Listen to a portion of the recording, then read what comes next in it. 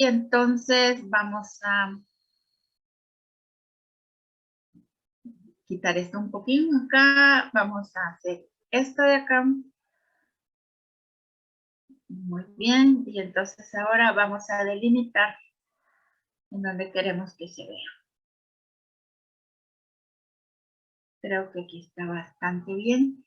¿Me hacen favor de confirmarme que están viendo la pantalla sin ningún problema? Sí, sí se ve. Sí se mira bien. Perfecto. Bueno, entonces vamos a utilizar el puntero. Espero que no nos haga ninguna mala pasada. Muy bien. Entonces ahorita sí, chicos, entramos de lleno al capítulo 13. Vamos a hablar de bioenergética y termodinámica. Entonces, como les digo, yo aquí voy a adaptar lo que ustedes deberían saber del curso de fisicoquímica con la bioquímica. Entonces, vamos a ver cómo nos va. ¿Sí? Entonces, empecemos con una definición bien sencilla, que es la de bioenergética. Esto es el estudio cuantitativo, o sea que vamos a poder darle un numerito, podríamos decirle, ¿verdad? Es el estudio cuantitativo de las estrategias, perdón, de las transducciones de energía y también de las estrategias que sigue la célula para hacer estas transducciones, y estas van a ocurrir en células vivas y también en la naturaleza, y vamos a ver la función de los procesos químicos que van a fundamentar dichas transducciones. Entonces, uno se pregunta, ¿qué es una transducción? Una transducción no es lo mismo que transmisión. Son dos palabras diferentes, son dos cosas distintas. Una transducción significa convertir una forma de energía en otra. Por ejemplo, aquí la figura que yo les pongo es de una mitocondria. Esta mitocondria va a estar produciendo energía en forma de ATP, y todo esto se va a estar transduciendo en otros tipos de energía, como por ejemplo liberación de calor o energía osmótica o trabajo u otro tipo de energía química, por ejemplo. Entonces, de eso estamos hablando, pero nosotros con la bioenergética podemos cuantificarlo, es decir, nosotros podemos saber cuántos ATPs, por ejemplo, o cuántas moléculas de alta energía se van a producir o se van a invertir en los procesos que nos van a mantener vivos, ¿sí? Entonces acá ven ustedes el concepto que les había mencionado, transducción, es convertir una forma de energía en la otra. Entonces acuérdense que la energía no se crea ni se destruye, sino simplemente se transforma, ¿sí? Entonces aquí estamos siguiendo esa ley, ¿verdad? Vamos a transducir energía y nuestras células son súper especialistas en eso. Si no, no existiría la vida, ¿verdad? Por eso es que toda célula u organismo vivo que debe realizar un trabajo para mantenerse con vida, crecer y reproducirse, tiene que poder transducir las fuentes de energía que tenemos en el planeta, ¿sí? Entonces, ya ven ustedes que al transformar esa energía del medio ambiente, debe producir trabajo biológico. Yo no sé si ustedes se recuerdan de la bioquímica 1, en donde se veía que nosotros vamos a luchar toda nuestra vida en contra de alcanzar el equilibrio, porque al momento en que alcancemos el equilibrio, vamos a morir, ¿verdad? Entonces, el trabajo biológico es parte de esta lucha que tenemos en contra de alcanzar el equilibrio, ¿sí? Entonces, vamos a hablar, siguiendo las transducciones de energía. Ya dijimos que los organismos vivos vamos a utilizar energía química como combustible para sintetizar moléculas complejas, para construir gradientes de concentración, gradientes eléctricos, movimiento, calor y algunos bichos hasta luz.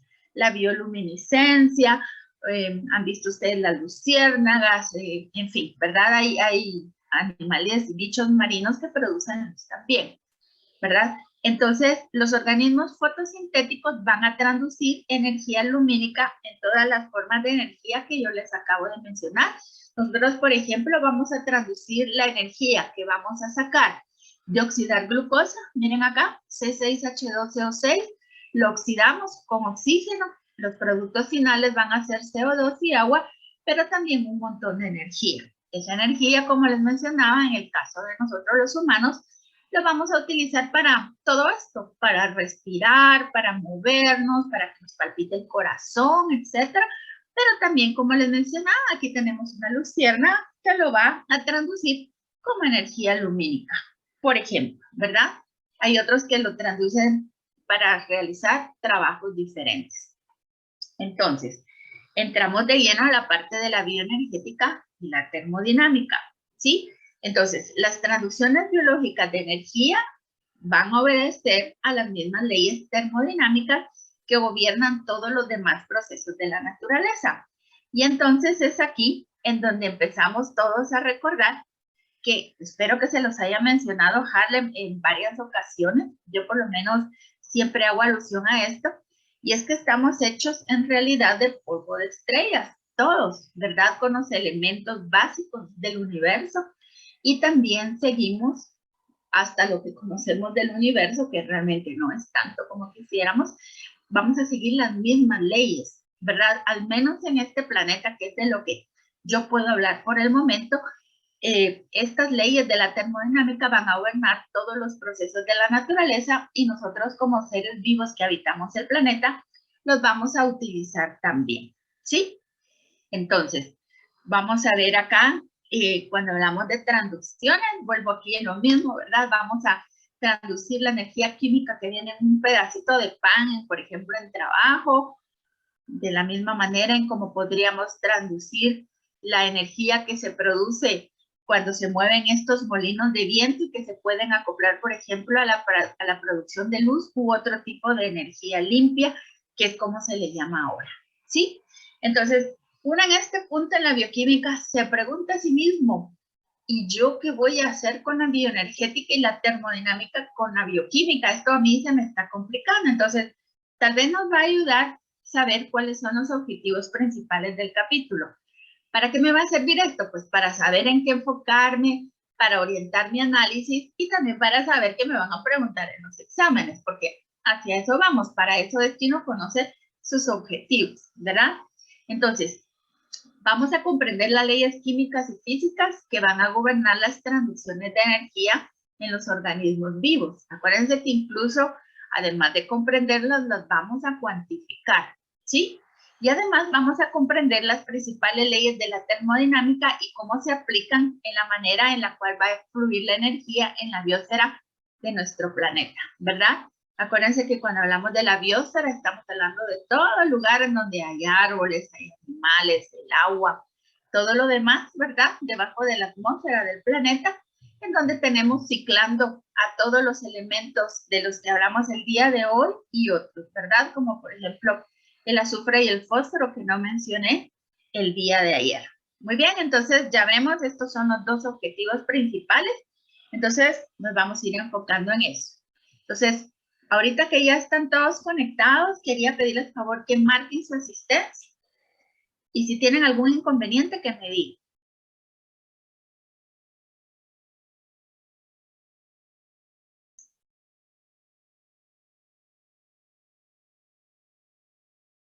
¿Todo bien? ¿Pudieron marcarlo? Sí, doctora, todo bien. ¿Sí? Todo bien. Perfecto. Muy bien. Entonces, sigamos acá. Vamos con las leyes fundamentales de la termodinámica.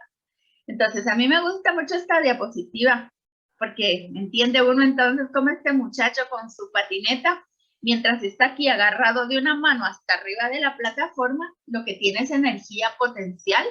Cuando se deja ir y agarra viada y llega hacia abajo, acuérdense ustedes que entonces se empiezan a desplazar hacia abajo y se encaraman, o sea, con el envión que trae de haber bajado hasta acá, que es la energía cinética, logra subir hasta el otro lado de la plataforma y se vuelve a agarrar de una mano y vuelve a tener nuevamente energía potencial. Entonces es como muy bonito, a mí me gusta mucho este ejemplo porque entiende uno que el principio de la conservación de la energía es la que les acabo de mencionar, de que para cada cambio físico o químico, la cantidad de energía en el universo va a permanecer constante, ¿verdad? La energía puede cambiar de forma o puede ser transportada de una región a otra, pero acuérdense que no puede ser creada ni puede ser destruida. ¿Hay alguna pregunta en este punto? ¿O está claro? ¿Alguien tiene alguna duda? Ninguno. Bueno, si nadie tiene una duda, vamos a seguir. Pero entonces, uno se pregunta, ¿será que voy a tener que enunciar la primera ley de la termodinámica en el examen parcial? Y lo más seguro es que la respuesta sea sí. La voy a tener que reconocer de entre un montón de opciones y ejemplos y la voy a tener que explicar. La respuesta también es sí, ¿verdad? Entonces, ya ahorita para que ustedes vayan pensándolo y se vayan enfocando en lo que estamos platicando, ¿sí? Muy bien. Entonces, sigamos. ¿Qué interconversiones o transducciones de energía vamos a ver más frecuentemente en los seres vivos? Entonces, si vamos a partir de esto, la energía potencial la vamos a tener en los nutrientes del ambiente, las moléculas complejas de las que ya hemos hablado, como por ejemplo los azúcares y las grasas, si fuéramos fotosintéticos, pues en el caso de la luz del sol. Y entonces, las transducciones de energía que van a realizar un trabajo, las podemos mirar acá. Hay ejemplos, ¿verdad? De las transformaciones químicas dentro de las células, las que ya hemos mencionado. Gradientes eléctricos, producción de luz, transferencia de información genética. Esto es algo que no podemos nosotros dejar de recordar, ¿verdad? Que la transmisión de la información genética es una manera de la transducción de energía, ¿sí? Cuando nosotros hacemos transducciones, una pequeña parte de la energía se va a perder entre comillas, en forma de calor, ¿verdad? Pero como yo ya les he mencionado, nosotros que somos homeotermos, ¿verdad?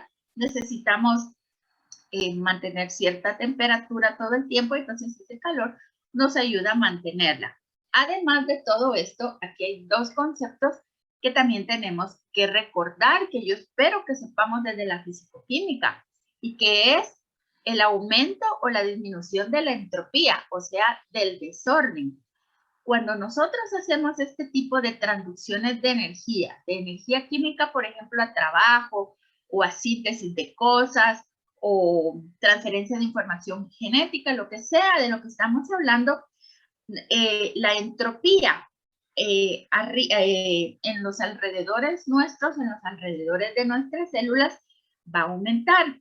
¿Por qué? Porque el metabolismo va a producir compuestos más simples que las moléculas iniciales que utilizamos como energético. Es decir, habíamos dicho que al final del metabolismo vamos a expirar CO2, vamos a orinar amoníaco, ¿verdad? Por ejemplo, vamos a producir agua metabólica y también vamos a producir moléculas pequeñas y bien sencillitas, ¿verdad? Como el ácido fosfórico, por ejemplo, o monofosfórico. Y en compensación, nosotros vamos a tener que adentro de nuestro sistema, o sea, adentro de nosotros, adentro de nuestras células, la entropía va a disminuir, porque nosotros esta energía potencial la vamos a utilizar, por ejemplo, para polimerizar componentes simples en forma de macromoléculas que van a ser ricas en información, como por ejemplo el ADN, el ARN, las proteínas, los lípidos complejos y todo eso, ¿sí? Entonces ya ven ustedes que esto lo digo porque se va a atar a la segunda ley fundamental de la termodinámica, y es que el universo tiende al desorden, ¿sí? En todos los procesos naturales, la entropía del universo tiende a incrementarse. Eso es lo que dice la segunda ley de la termodinámica. Entonces ya estamos entendiendo que aquí vamos a tener que hacer una diferenciación cuando hablamos de entropía. Adentro de nosotros, que somos el sistema, o adentro de nuestra célula, que también la podemos ver como el sistema, en ese momento, cuando nosotros hagamos cosas más complejas, nosotros vamos a ir disminuyendo la entropía adentro de nosotros. Pero los productos finales de nuestro metabolismo, nosotros no los podemos conservar adentro de nosotros, nosotros los excretamos. Y entonces eso va a compensar entropía y hasta la va a agrandar, pero ese aumento de entropía lo va a experimentar el resto del universo, o sea, nuestros alrededores. Entonces, compenso la entropía que disminuía dentro mío con las cosas que estoy haciendo de simples a complejas, la compenso con aumentar la entropía afuera de mí con las cosas que yo expiro y con las cosas que yo excreto, ¿sí? Entonces, ya ven ustedes cómo estamos atando. La primera ley de la termodinámica que dice que la energía no se crea ni se destruye, sino solo se transforma, con la segunda, que dice que la entropía del universo tiende a aumentar. ¿Sí? Entonces, voy a dar un ejemplo más y les voy a hacer una pregunta a ver si me terminaron de comprender estos conceptos. Y lo voy a hacer porque el año pasado yo noté que mis estudiantes tuvieron problema para atar estos dos conceptos, sobre todo el que trata de la entropía. Entonces, déjenme adelantar un poquitito y vamos a regresar.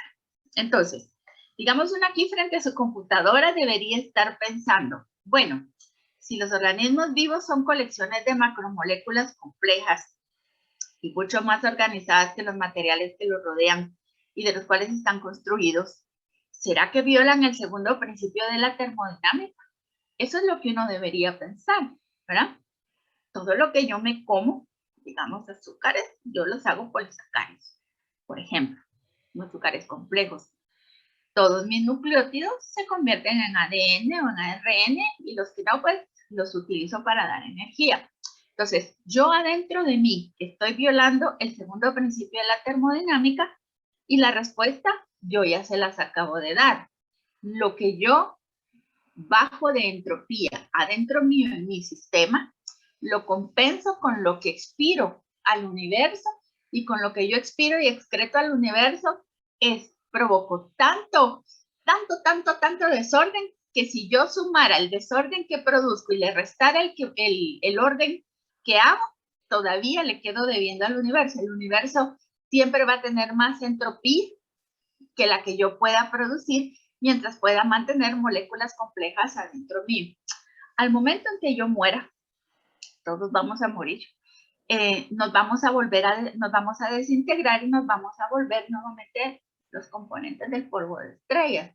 Y en ese momento, entonces, devolvemos al universo toda la entropía que digamos que le robamos el tiempo en que estuvimos vivos, ¿verdad? Entonces, si miramos esto como un conjunto y lo miramos en una línea de tiempo más larga que la ahorita, podemos ver cómo ningún organismo vivo va a violar la segunda ley de la termodinámica. ¿Sí? Entonces, vamos con la primera encuesta. Vamos a ver si este asunto nos funciona. ¿Bien? Sí, vamos a iniciar la votación para que ustedes me digan. Contéstenme, esto es anónimo. ¿Viste las 3 leyes de la termodinámica en los cursos anteriores? Y luego, dime si puedes enunciar la tercera. Les doy un minuto para que respondan. Contesten, contesten.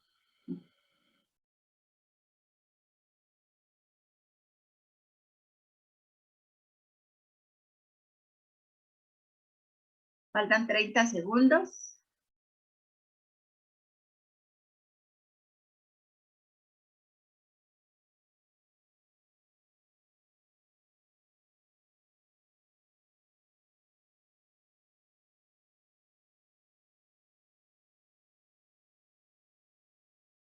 A ver, respondan. Faltan 8 segundos.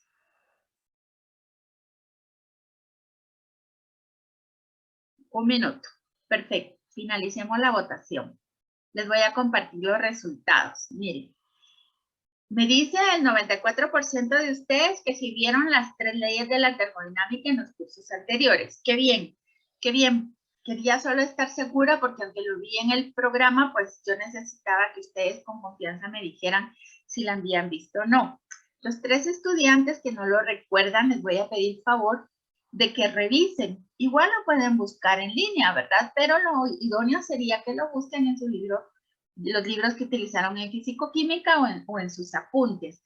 Y entonces para enunciar la tercera, igual todavía la mayoría me dice que puede enunciar la tercera ley de la termodinámica. A los estudiantes, que son 22, que no la pueden enunciar, es la misma recomendación. Háganme favor de mirarla y, ¿cómo se llama? Me voy a dejar de compartir los resultados, de mirarla y de memorizarla. Es posible que aparezca en el examen parcial o algo, alguno de estos. Sí es posible que aparezca, ¿verdad? Sobre todo porque van a tener que diferenciar entre esta y las demás, ¿verdad? Este es el asunto que van a tener que diferenciar. Entonces, la tercera ley de la termodinámica no es tan sencilla de entender como las otras dos en realidad, por lo menos no me parece a mí que sea tan sencilla de comprender.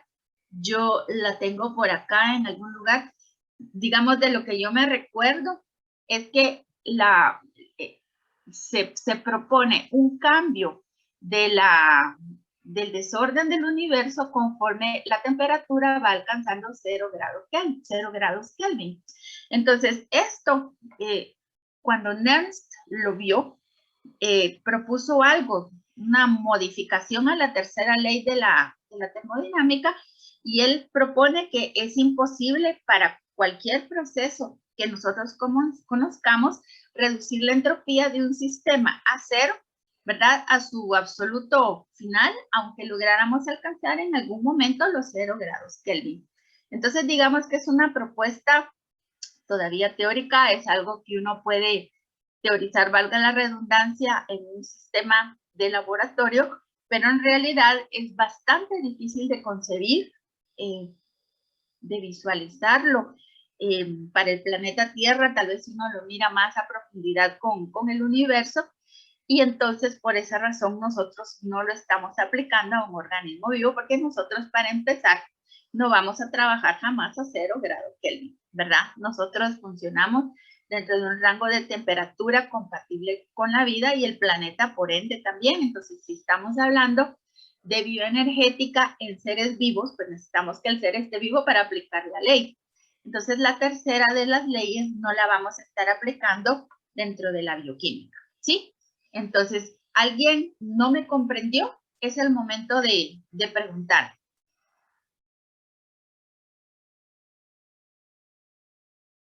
Muy bien. Asumo que todo el mundo me comprendió lo que les acabo de decir. Y entonces retomemos la parte de la entropía en los sistemas biológicos. De verdad, yo no sé por qué razón el año pasado mis estudiantes tuvieron problema para comprender esta diapositiva. Entonces, esta es la que sigue. Entonces, la vamos a mirar despacio. Por ejemplo, ¿a qué me refiero con entropía en sistemas biológicos? Veamos un ejemplo bien sencillo. La oxidación de una molécula de glucosa por oxígeno. Entonces, aquí ustedes reconocerán de la química general, de las primeras ecuaciones que uno conoce, la oxidación, ¿verdad? La oxidación completa da origen a 6 CO2 y 6 moléculas de agua, ¿verdad? Entonces, ven ustedes aquí que los 6 carbonos, yo simplemente los estoy cambiando, ¿verdad? Entonces, ¿qué pasa? Cuando yo inicio con la oxidación, yo lo que voy a tener en realidad son 7 moléculas, porque estos átomos no están por separado, están como moléculas. Entonces yo voy a tener una molécula de glucosa sólida y voy a tener 6 moléculas de oxígeno que son gas. Entonces, en total, yo en el sistema, cuando empieza a reaccionar, voy a tener 7 moléculas. Después de que sucedió toda la oxidación, lo que yo voy a tener entonces son 6 moléculas de CO2, que es un gas, y 6 moléculas de agua, que es un líquido. Entonces, en total, yo voy a tener 6 de agua y 6 de gas. Yo aquí voy a tener ahora 12 moléculas. Entonces, ¿qué quiere decirme esto? Que yo inicié con 7 moléculas, inicié con 7 moléculas y terminé con 12 moléculas. Entonces, quiere decir que aquí la entropía aumentó porque yo ahora voy a tener un mayor número de moléculas y las moléculas son más sencillas que como las moléculas con las cuales yo inicié. Por eso es que podemos ver cómo la entropía de este sistema biológico aumentó después de la oxidación de una molécula de glucosa. ¿Alguien no me comprendió este concepto? Es el momento de preguntar. Buenas tardes, doctora. Yo no Hola, le Damaris. ¿Podría volver a repetirlo? Disculpe. Sí, con mucho gusto. Es que prefiero que me digan que no me comprendieron. Entonces, vamos de nuevo. Esto es bien sencillo. Para decir que un sistema aumentó su entropía, yo necesito cumplir con dos cosas. Que haya un mayor número de moléculas y que las moléculas sean más sencillas que cuando yo empecé con la reacción. Entonces, en este caso, Damaris, si usted se fija, yo tengo una molécula compleja, tengo una molécula de glucosa y tengo 6 moléculas de oxígeno, ¿sí? Entonces, en total, en el sistema, cuando yo empiezo, yo solo tengo 7 moléculas y una de ellas es bien compleja, sí que es el azúcar, ¿verdad? ¿Cómo sé que es compleja? Ah, porque tiene carbono, porque tiene hidrógeno y tiene oxígeno, todo junto. Entonces, yo sé que es más compleja que decir uno, por ejemplo, solo CO2 o decir uno solamente agua. Entonces, yo empiezo con 7 moléculas, pero después de la oxidación, yo voy a obtener 12 moléculas. Y las 12 moléculas son más sencillas que la glucosa, porque entonces yo ahora voy a tener 6 moléculas de CO2 y 6 moléculas de agua. Entonces yo aquí estoy cumpliendo con los dos requisitos que acabo de mencionar. Ahora tengo un número más alto de moléculas y todas las moléculas que yo tengo aquí son más sencillas que la glucosa. No sé si con esto respondo su pregunta. Sí, doctora, muchas gracias. Ahora sí, vale, perfecto. Entonces, Sí, gracias. ahorita venimos aquí con la parte del huevo. Esto, miren, les juro que lo puse, creo que fue en el parcial, si no estoy equivocada, y casi nadie me lo pudo responder en las varias versiones que lo puse. Entonces, por eso es que me gusta poner aquí todo el proceso desde que es fecundado, por ejemplo, ¿verdad? Del huevo, ven ustedes todo el proceso en el cual se forma el embrión y finalmente donde tenemos aquí el pollito vivo, ¿verdad? Entonces, ¿qué va a pasar? Uno se pregunta a sí mismo, ¿será que la formación de un pollito me está alterando la entropía del universo? ¿Será que el orden producido dentro de las células conforme crecen y dividen, en este caso adentro del cascarón, va en contra de la segunda ley de la termodinámica? Entonces, es lo mismo que yo les había mencionado. Cuando nosotros empezamos aquí, empezamos primero aquí, es una célula. Cuando se fecunda son 2 células. O sea, un espermatozoide tiene que fecundar un óvulo. Y aquí entonces empiezan todas las divisiones celulares, en donde empezamos con una célula y ahora partimos con millones y millones de células que son súper complejas, porque además de todo ahora aquí tenemos metabolismo, tenemos respiración y un montón de cosas más. Entonces, ¿qué pasa aquí con la entropía? Adentro del cascarón, la entropía disminuyó, ¿verdad? ¿Por qué disminuyó? Porque yo estoy haciendo ahorita moléculas cada vez más complejas y procesos cada vez más complejos y organizados que disminuyen el desorden. Eso es adentro del cascarón. Pero ¿qué pasa en los alrededores del cascarón? El embrión va a estar respirando. El embrión produce calor y por ende también produce agua que se evapora, ¿verdad? Porque está respirando. Acuérdense que el producto final de la respiración es CO2 y agua. Entonces también se va a estar produciendo agua que se va a evaporar.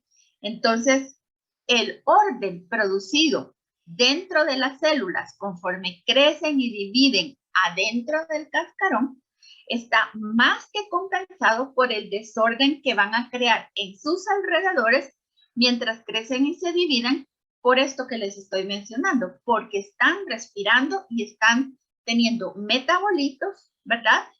Que son los productos finales de sus catabolismos, del metabolismo en general, y todo eso se excreta hacia afuera y eso entonces aumenta la entropía de los alrededores. Entonces, si comparamos el orden que se produce adentro del cascarón con el tremendo desorden que produce a sus alrededores, en realidad se compensa y todavía gana el desorden, ¿verdad? Que va a generar afuera en comparación con el poco orden que se puede producir adentro del cascarón. Entonces les vuelvo a preguntar, ¿todo el mundo tiene claro este concepto? ¿O hay alguien que no me haya entendido?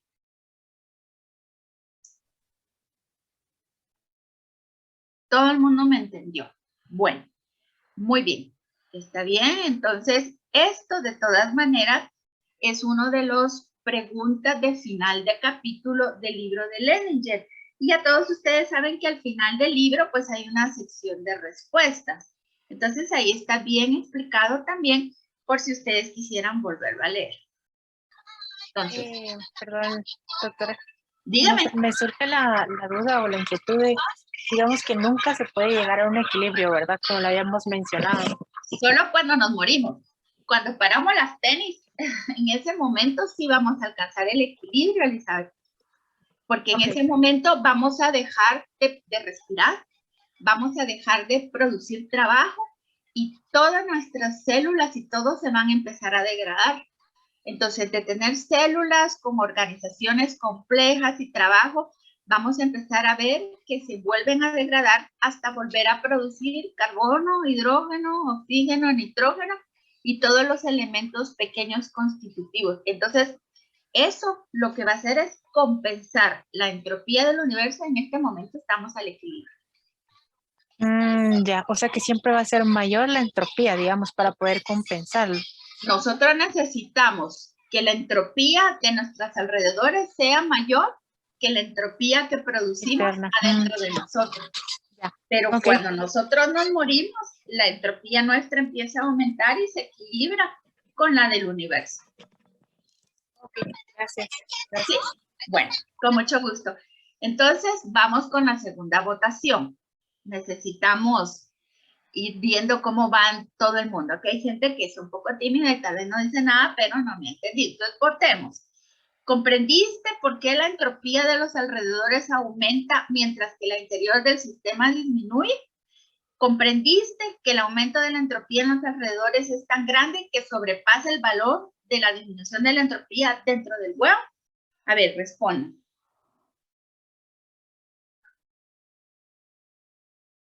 Respondan. Va respondiendo el 60% de ustedes. Voten.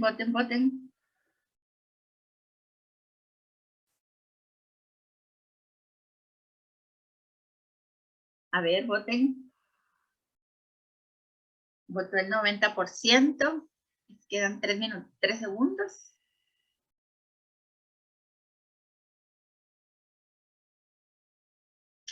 2, 1, 0. Se termina la votación.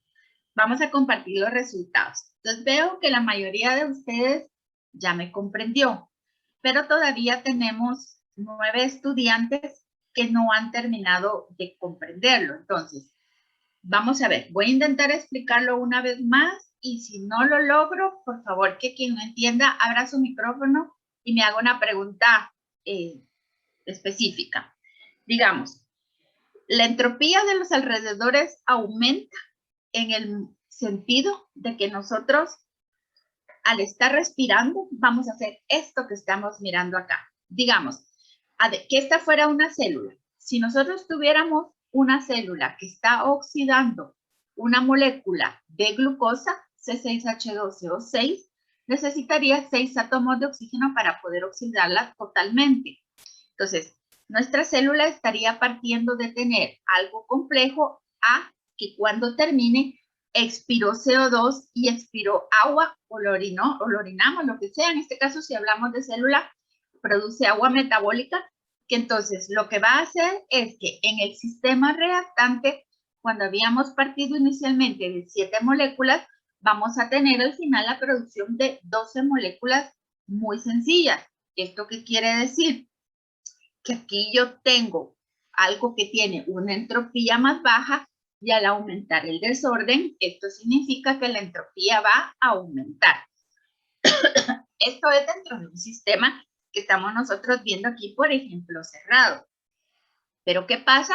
Como es el caso aquí del cascarón y del pollito, que adentro del cascarón, en donde 2 células se están convirtiendo en millones de células que tienen procesos súper ordenados, súper organizados, que tienen macromoléculas polimerizadas y que van a estar funcionando en un gran orden y complejidad, obviamente adentro del cascarón la entropía va a disminuir porque estoy disminuyendo el desorden, todo adentro de un ser vivo se organiza y se estructura. Y entonces uno diría, aquí baja la entropía, y sí, de veras, baja la entropía adentro del cascarón. Pero ¿qué está pasando fuera del cascarón? Que es el medio ambiente que rodea el cascarón. El cascarón no es sólido, sino que tiene así como, es como semipermeable, podríamos decirlo, pero semipermeable a algunas cosas. Por ejemplo, el pollito está respirando y está expirando CO2 y logra pasar el cascarón al universo. Entonces, imagínense qué cantidad de CO2 está sacando. También produce agua. El agua puede humedecer el huevo y además de eso emite calor. Entonces vamos a ver que se produce vapor, los huevos van a estar siempre calientes y todo. Y además el embrión va a estar produciendo productos de desecho, ¿verdad? Que como no están atados a su mamá como nosotros por medio de una placenta, esos productos de desecho sí se empiezan a acumular un poquito, los que no se pueden sacar a través del cascarón. Entonces esto quiere decir que la entropía de los alrededores aumenta por todas esas moléculas chiquititas, pero en grandes cantidades, que el embrión en formación logra sacar del huevo. Entonces, esto quiere decir que la entropía que logró disminuirse adentro del huevo se compensó con todo lo que sacamos al medio ambiente y entonces la entropía del universo pues es mayor, ¿verdad? Sobrepasa al valor de la disminución de la entropía que se dio adentro del huevo. Ahora sí, si alguien tiene alguna pregunta específica, por favor hágame.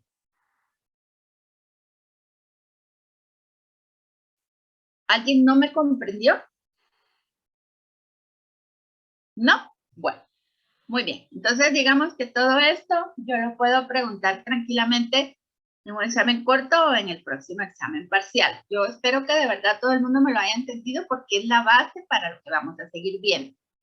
Entonces, sigamos con las transformaciones de la energía química, ¿verdad? Seguimos aquí con ver cómo es que siguen las leyes de la termodinámica. Entonces, células vivas u organismos son sistemas abiertos. Esto es lo más importante tal vez que vamos a ver en esta diapositiva. Recuérdense que nosotros no somos sistemas sellados en donde no tenemos ningún intercambio con el medio ambiente porque eso no es posible, ¿verdad? Nosotros vamos a hacer sistemas abiertos, lo cual quiere decir que vamos a intercambiar materia y energía con el medio ambiente. Y lo que habíamos dicho y que ya aclaramos, no vamos a estar en equilibrio con el medio ambiente hasta el momento en que muramos. Entonces ya no vamos a ser células ni organismos vivos, ¿verdad? Esa es una de los principios de la vida. Y luego, las constantes transacciones con el medio ambiente le va a permitir crear orden adentro de ella y complejidad también, sin violar la segunda ley de la termodinámica, como expliqué con las diapositivas anteriores. Entonces, ¿a qué me refiero con transacciones, con intercambio de materia y energía? Por ejemplo, acá, digamos, el sol siempre va a estar interactuando con el mar, por ejemplo, con cuerpos de agua, va a estar produciendo, por ejemplo, vapor. También vamos a tener lluvia que a su vez se va a evaporar. Entonces, aquí tenemos un intercambio tanto de energía como de materia, por ejemplo. O en el caso de nuestras membranas biológicas, las membranas biológicas, acuérdense ustedes que tampoco son impermeables, son semipermeables. Vamos a tener la bicapa lipídica, pero acuérdense ustedes que vamos a tener transportadores que van a permitir entrada y salida de moléculas, de nutrientes, incluso el agua puede atravesar en cierta proporción una parte de la membrana lipídica, aunque para que sea mayor la cantidad que pasa significativa, va a necesitar las acuaporinas, que son transportadores también. Entonces ya ven ustedes acá cómo es que no vamos a ser sistemas cerrados y por eso es que nosotros siempre vamos a estar luchando en contra de alcanzar el equilibrio si es que nosotros queremos mantenernos vivos, ¿sí? Entonces, vamos a empezar con la cuantificación. Y entonces aquí vamos a hablar de los 3 parámetros termodinámicos que van a describir los cambios de energía que van a ocurrir durante una reacción química. Vamos a empezar con una reacción química y luego vamos a entender que en nuestras células ocurren miles de reacciones químicas de manera simultánea. Pero pensemos en una reacción química. Esos 3 parámetros, yo estoy segura que los vieron en la fisicoquímica y es la energía libre de Gibbs, la entalpía y la entropía. ¿Sí? Entonces ya ahorita yo espero que empiecen a bajar libros y lo recuerden, lo voy a tocar brevemente solo para que nos recordemos que la energía libre de Gibbs se define como la cantidad de energía disponible para realizar un trabajo, pero tiene sus condiciones. Cuando una reacción sucede a temperatura y presión constantes, ¿sí? Esto quiere decir que si nosotros estamos cambiando de presión, la energía libre de Gibbs no la podríamos calcular con la ecuación que conocemos, sino que tendríamos que ponerle algunos factores de corrección, por ejemplo. Y lo mismo cuando aplica la temperatura, ¿sí? Para que lo empecemos a recordar. Entonces recuerden que cuando una reacción sucede y con eso se libera energía, como por ejemplo acá, cuando nosotros oxidamos, por ejemplo, glucosa 3-fosfato para convertirlo en piruvato, esto me produce ATP y me produce NADH. Ya dijimos que estas son las monedas del metabolismo. Entonces, en este caso, como estamos liberando energía, quiere decir que esa energía pasa al medio ambiente, pero el sistema se queda con menos energía libre. Entonces, en este caso, la energía libre de Gibbs, el cambio de energía que se define como delta G, es negativo y la reacción se dice que es exergónica. ¿Por qué exergónica? Exergónica significa que va a estar liberando energía al medio ambiente, ¿sí? Entonces aquí el delta G es negativo. ¿Pero qué pasa cuando es lo contrario? Cuando el sistema pasa a ganar energía libre. Entonces, aquí podemos ver, por ejemplo, uno de los primeros pasos de la glucólisis, en donde la glucosa se va a convertir en fructosa 2,3-bifosfato en este caso. Para que esto suceda, se va a necesitar la inversión de 2 moléculas de ATP. Aquí lo podemos mirar debajo también. En el caso de la primera reacción de la glucólisis, esta es la que le sigue, en donde entonces va a requerir que alguien le done ATP para poder producir su sustrato. Entonces, en este caso, el sistema pasa a ganar energía libre y entonces se dice que es una reacción endergónica y su delta G es positivo. ¿Alguien no me entendió estos conceptos o no los recuerda de la fisicoquímica? Es el momento de decirlo. Licenciada, ¿será que lo puede volver a repetir? Es que no me quedó muy claro. Por favor. Con mucho gusto. Ya les digo que prefiero que sea hoy y no después del primer parcial. Entonces repitamos. Energía libre de Gibbs se denota por G. Y delta G significa cambio de energía libre de Gibbs. ¿Sí? Entonces, el cambio de energía libre me va a estar midiendo si sube o si baja la cantidad de energía libre de un sistema. A eso me refiero. Entonces, pueden suceder dos cosas. Cuando, por ejemplo, una reacción química me va a producir energía en forma de ATP, en forma de NADH, por ejemplo, yo aquí estoy diciendo que la reacción es exergónica, porque estoy produciendo energía, pero esa energía no me la estoy quedando yo como sistema reactante, yo la estoy produciendo y la estoy liberando. Entonces, yo como reactante pierdo energía porque lo liberé al medio. Entonces, el delta G es negativo, ¿verdad? Es decir, yo le voy a poner un signo menos, porque yo la perdí. Entonces, la reacción es exergónica porque produzco energía, pero para alguien más, pero el signo es negativo. Entonces, por eso yo se los pongo acá. Delta G negativo denota una reacción exergónica. ¿Y qué pasa cuando es lo contrario? Cuando yo como sistema reactante gano energía, cuando alguien me dona energía, yo la pesco por ahí y me la quedo.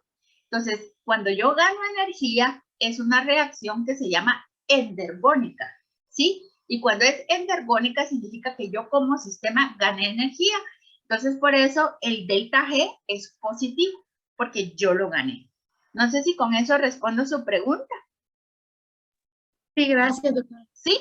Va. ¿Y cómo lo puedo saber? ¿Será que la doctora aquí se lo está inventando o yo lo puedo ver en una reacción? Lo importante es que ustedes aprendan a verlo. Miren acá esto que les subrayé aquí con amarillito. Significa entonces que cuando yo tengo una reacción endergónica, yo necesito que alguien me done ATP. Miren acá, alguien me done ATP. ¿Y cómo sé que me lo quedo? Aquí está, porque miren, el producto tiene el fosfato pegado. ¿Sí? ¿Sí se fijaron? tiene el fosfato pegado y tener uno aquí el fosfato pegado significa que yo subí en la escala energética. Yo ahora tengo así como más caché, ¿verdad? Entonces, si mi producto subió en escala energética, es porque yo le metí energía y esta es una reacción endergónica y mi delta G es positivo. Y cuando es exergónica, igual no me lo estoy inventando. Miren, empecé siendo una molécula fosforilada, aquí por ejemplo se llama glucosa 3-fosfato, y cuando termino, resulta que la molécula ya no tiene fosfatos ni electrones. Si ustedes ven, yo saqué ATP y se lo voy a donar a alguien más y los electrones los pescó Nadache y se los llevó. Entonces yo como sistema perdí fósforo, ¿verdad? Entonces mi delta G es negativo. Pero la reacción es exergónica porque produjo energía que yo le doné a alguien más. ¿Sí? ¿Les queda más claro a todos este concepto ahorita? ¿Alguien no me entendió? Todos me entendieron. Janice, ¿usted quería decir algo? Sí, solo quería decir que sí estaba claro. Ah, Gracias. muchas gracias. Muchas gracias, Janice. Perfecto. Entonces, vamos acá con la siguiente, que es la entalpía. La entalpía es el contenido de calor del sistema reactante y va a reflejar el número y tipo de enlaces químicos en los reactantes y en los productos. Y uno dice, bueno, ¿y eso qué? ¿Yo cómo lo voy a mirar? ¿O qué? ¿Verdad? En realidad hay maneras de medirlo. Eso seguro que lo vieron en la fisicoquímica. Yo ya no me voy a referir a esto. Pero hay una manera en que uno lo puede evidenciar poniendo la mano sobre el beaker. Eso todos lo hicimos en la química general. Por lo menos yo lo hice. En donde vimos, por ejemplo, que cuando una reacción química libera calor, por ejemplo, ¿cuál podría ser? La soda cáustica con agua, por ejemplo, ¿verdad? Si uno pone hidróxido de sodio y le echa agua encima, uno va a ver cómo se calienta el beaker y si tiene tan mala pata como yo, el que me pasó en una ocasión, hasta va a brincar para arriba, ¿verdad? Entonces, se percibe que hasta el vidrio vibra con tanta energía y con el calor que se produjo. Entonces, en este caso, nosotros vamos a decir que es una reacción exotérmica, por lo tanto, el contenido de calor de los productos es menor que el de los reactivos y el cambio de entalpía es negativo. Lo podemos mirar acá que está bien explicadito, ¿verdad? Para que el reactivo se convirtiera en producto, liberó calor. Entonces, como liberó el calor hacia afuera, al medio, mis productos van a tener menos calor que los reactivos y por eso el cambio de entalpía va a ser negativo y yo voy a estar diciendo que la reacción fue exotérmica. Si yo le pudiera meter un termómetro al beaker, hay que hacerlo cuando se trata de la soda cáustica, ¿verdad? Veríamos cómo la temperatura me va a subir. Y lo contrario, cuando el sistema reactante toma calor del medio ambiente, se dice entonces que la reacción es endotérmica y el cambio de entalpía es positiva, ¿verdad? Entonces, para que una endotérmica suceda, debe tener que tomar calor del medio para efectuarse. Entonces, a temperatura ambiente puede tomar tanto calor del medio que va a producir una disminución de la temperatura observable y si uno pone la mano sobre el beaker, lo va a sentir frío al tacto, ¿sí? Porque agarró tanta energía del medio ambiente para suceder que el beaker se nos va a enfriar.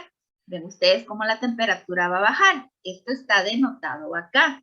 Quiere decir entonces que los reactivos tenían menos contenido de calor, digamos, o de entalpía, que lo que van a tener los productos. Y por lo tanto, en este caso, el cambio de entalpía es positiva.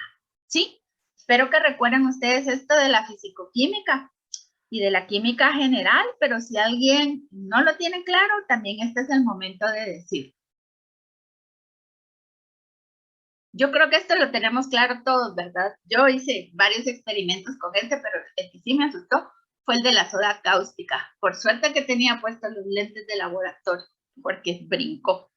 Bueno, y el de la entropía, que es del que hemos estado discutiendo hasta ahorita. Así es como se mira mi escritorio en este momento y no digamos cómo se va a ver para cuando estemos llegando al examen final. Empiezo así como a acumular, y yo lo he empezado a explicar como que todo en mi casa sigue la ley de la segunda ley de la termodinámica y la fisicoquímica, ¿verdad? En donde todo tiende al desorden. Entonces, la expresión cuantitativa del desorden o la desorganización del sistema es la que llamamos entropía.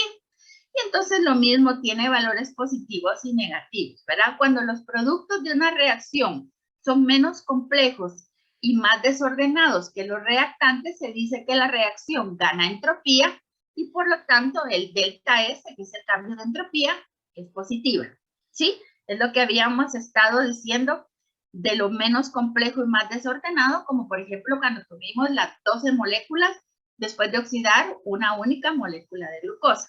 Entonces, en este caso, la entropía es positiva. Ahora, cuando los productos son más complejos y organizados que los reactantes, se pierde entropía y entonces el cambio de entropía es negativa. Es lo que diríamos que sucede, por ejemplo, adentro del cascarón. ¿Sí? Entonces, volviendo al ejemplo del cascarón, del huevo. Afuera tiene un número tan positivo, por ejemplo, que fuera más 8000. Y que el delta S adentro del huevo fuera un menos 50. Entonces, cuando uno hace la resta algebraica, siempre va a sobrepasar el desorden que generamos afuera del huevo y la entropía va a continuar siendo positiva, por ejemplo. ¿Hay alguna duda todavía con respecto a esto? ¿Es ahora o callar para siempre? Perdón, doctora. Dígame, Virginia. Hola, solo como algo más específico para distinguir la entalpía y la entropía, por favor. Son dos cosas totalmente diferentes, Virginia, porque entropía es desorden y entalpía es calor. Sí, mira usted la diferencia. Entropía, sí, por ejemplo, es el número de moléculas que usted va a tener pequeñitas que no van a estar unidas entre sí de manera desordenada. ¿Qué le puedo decir? Vamos a hacer un ejemplo. Es que creo que sí. Es que creo que como primero vimos la entalpía, estábamos en entropía y luego fuimos a la entalpía y ahorita estamos en la entropía. Pero o sea, ahora son muy diferentes. Ajá, sí, son muy diferentes. No es una palabra nada más la que las distingue. No, es la propia definición. Imagínese que usted tuviera una molécula de ADN que le va a codificar por 50 genes por la manera en que están organizados de 3 en 3. Al momento en que usted viene y las hace pedacitos y suelta los nucleótidos, 50 por 3 son 150 nucleótidos. Va a tener 150 nucleótidos flotando en la célula. Entonces, ahí usted aumentó la entropía. Eso es, digamos, aumentar el grado de desorden. La entalpía es calor, ¿verdad? La entalpía es el contenido de calor y eso está dado por el número y tipo de enlaces químicos. Entonces, son dos cosas totalmente diferentes. Espero que ahora sí esté totalmente claro. A ver, dígame, Evelyn. O sea, tomando todo lo anterior, eso se podría decir que cuando una reacción es exergónica, los productos son más energéticos que los reactivos, y en los endergónicos los productos son menos energéticos que los reactivos. No, al revés, perdón. Ajá, exacto. Sí, al revés, sí. Al revés, sí, porque cuando es exergónica, los productos son menos energéticos que los reactivos. En las endergónicas, aquí tenemos, mire, el producto tiene más energía que lo que tenía su sustrato. Ya, gracias. En este, mire, es clave. Si uno no lo ha entendido, por eso me gusta tanto esta figura, bueno, las tres, porque entonces no hay manera de confundirse. Y qué bueno que lo preguntó, porque es posible que cuando veamos una de las diapositivas que tengo más adelante, lo volvamos a sacar a colación y nos vamos a referir a este ejemplo. ¿Sí? ¿Está bien? Sí, entonces, ¿estamos de acuerdo? Entonces ya vimos energía libre de Gibbs, entropía y entalpía. ¿Por qué vimos entropía en dos momentos diferentes? Porque la segunda ley de la termodinámica habla de entropía. Entonces, había que platicar de esto, pero para decirles que había entropía positiva y negativa, pues creo que se organiza mejor cuando lo miramos uno en el contexto de los demás. Así es que espero no haber confundido a nadie y si los confundí un poquitín, creo que ahorita ya está claro para todos. ¿Sí? ¿Alguien todavía tiene esto confundido o ya está claro? Ok, muy bien. Entonces, hay una ecuación que explica la relación entre los tres parámetros. No sé si ustedes lo recuerdan, espero que sí. Yo ya no me voy a referir a esto porque yo entiendo que en fisicoquímica pasaron un par de meses viendo esto. Solo quería recordárselos que bajo las condiciones existentes en los sistemas biológicos, nuevamente estamos asumiendo temperatura y presión constantes. La ecuación que describe su relación es esta que miramos acá, ¿sí? En donde el delta G es igual al cambio de entalpía menos la temperatura por el cambio de entropía. Entonces ya ven ustedes acá que están relacionadas la una con la otra. Es una manera en que si yo conozco, por ejemplo, la energía libre y la entalpía, puedo conocer la entropía siempre y cuando esté a una temperatura determinada y todos los demás también. Entonces están relacionados entre sí, pero como les mencionaba yo no me voy a referir más a esto porque me voy a enfocar en el delta G, ¿sí? Si no, estaríamos repitiendo el curso de fisicoquímica en la Bioqui y no es el propósito. Entonces, voy a saltar y me voy a enfocar en el delta G. Entonces, para que todos podamos resolver los problemas de bioenergética y ganar el curso de bioquímica, necesitamos familiarizarnos con la tabla número 13.1. Eso lo van a tener ustedes en su libro de Laniger. Y entonces, las preguntas que yo siempre recibo acá es, doctora, ¿yo me tengo que aprender esto en memoria? Y la respuesta es obviamente no, ¿verdad? Yo misma me sé de memoria algunos parámetros ya de tanto usarlos y les aseguro que ustedes al final de la Bioqui se lo van a conocer también, pero por favor, no utilicen 4 o 5 horas de su tiempo en aprenderse estas constantes y todo. O sea, es bueno que puedan manejar la tabla y entender qué hay, pero yo se las voy a poner en todos los exámenes, entonces ustedes por eso no se preocupen, pero sí preocúpense, por ejemplo, de agarrar velocidad y uno decir, agarro velocidad, entonces yo tengo que saber qué me puede dar esta tabla para ayudarme a ganar el curso, ¿verdad? A entender el tema. Entonces, por ejemplo, aquí tenemos la constante de Faraday, la tenemos en joules sobre volts por moles. Tengo la constante de los gases, que eso seguro se la saben ustedes de memoria, ¿verdad? 8.1315 joules por mol por grado Kelvin. También lo tengo aquí en calorías por mol. Nosotros vamos a estar trabajando en cualquiera de las dos dimensionales. A Laniger le gusta más trabajar con joules, pero hay otros libros que prefieren trabajar con calorías. Entonces vamos a estar utilizando las dos, ¿verdad? Entonces podemos ver aquí que una caloría equivale a 4.184 joules, por ejemplo. Y aquí estamos viendo que 25 grados centígrados equivalen a 298 grados Kelvin. Eso tendríamos que saberlo de memoria todos. O sea, yo me lo sé. Y que reporté a 25 grados, pues también aquí lo tenemos en kilojoules y lo tenemos en kilocalorías. A mí en lo personal me gusta trabajar con kilojoules, pero es gusto de cada quien, ¿verdad? Solo les digo que es bueno que sepamos manejar esta tabla, que sepamos qué nos puede dar. Incluso yo, por ejemplo, hago mis conversiones a kilojoules por mol para algunas cosas de una vez, para la hora de estar ejecutando, por ejemplo, la constante de los gases, yo ya lo tengo en kilojoules por mol, que es este valor por 10 a la menos 3, y eso me facilita a mí hacer los cálculos. Que ustedes no lo crean, yo todos los años para mantener mi cerebrito ágil, vuelvo a hacer todos los problemas aquí a la par de la computadora y los hago con la calculadora. Entonces, antes de que tengamos el primer break, porque ya son las 3:30, quería que viéramos la diferencia entre escribir caloría con C mayúscula y caloría con C minúscula. Porque entonces parece lo mismo, pero no lo es. Miren acá. Caloría con C mayúscula es la caloría nutricional y va a equivaler a 1000 calorías de C minúscula o a 1 kilocaloría. Lo que yo les decía, yo prefiero trabajar en kilojoules. A esta caloría con C mayúscula también se le llama caloría kilogramo o caloría grande. Y fíjense que esta es la medida que se usa en las etiquetas de los alimentos. Por eso uno a veces cuando lee que tiene tantas calorías algo, casi le da a uno un infarto, pero en realidad lo está viendo como 1000 veces más ¿verdad? Porque estamos hablando de las calorías nutricionales, ¿sí? Ahora, cuando hablamos de calorías, es lo que nos diría la nutricionista, digamos. Ahora, cuando hablamos de caloría en minúscula, es la que utilizamos los científicos. Aquí tenemos a este señor que espero que todos reconozcan. Es Albert Einstein, ¿verdad? En donde vamos a llamarle caloría gramo o caloría pequeña. Y en este caso, una de estas calorías equivale a 4.1868 joules.